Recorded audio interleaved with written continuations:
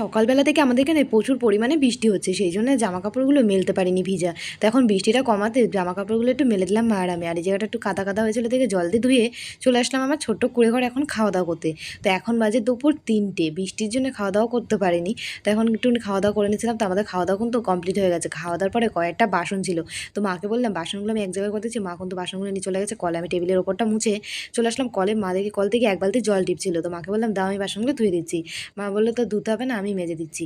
তো মা বাসনগুলো মেজে ধুয়ে দিয়েছে। এখন আমি বাসনগুলো নিয়ে চলে আসলাম ঘরে। তো বাসনগুলো রেখে দিয়েছে এখানটায়। তো দুপুরবেলা খাওয়া দাওয়ার পরে বিছানায় একটু না শুলে আমার ভালো লাগে না, তাই একটু শুয়ে এপাশ আর ওপার করছিলাম। এটা প্রীতি মল্লিকা আমায় বলেছে আমার বিয়ে হয়েছে, আমার একটা ছোট মেয়েও আছে, তো এখনো আমি তোমার মতন গুছিয়ে কাজ করতে পারি না। খুব ভালো লাগে তোমার কাজগুলো, আমার নামটা নিও প্লিজ, লাভ ইউ। তো থ্যাংক ইউ প্রীতি দিদি ভাই আমাকে এত সুন্দর একটা কমেন্ট করার জন্য। আমার তরফ থেকে তোমার জন্য অনেক অনেক ভালোবাসা রইলো। তো দেখো বাসনগুলো তো মেজে নিয়ে গেছিলো। এখন বিকালবেলা মা চা খেয়েছিল, তো চায়ের বাসনগুলো মেজে নিয়ে হাত পা ধুয়ে চলে আসলাম ঘরে।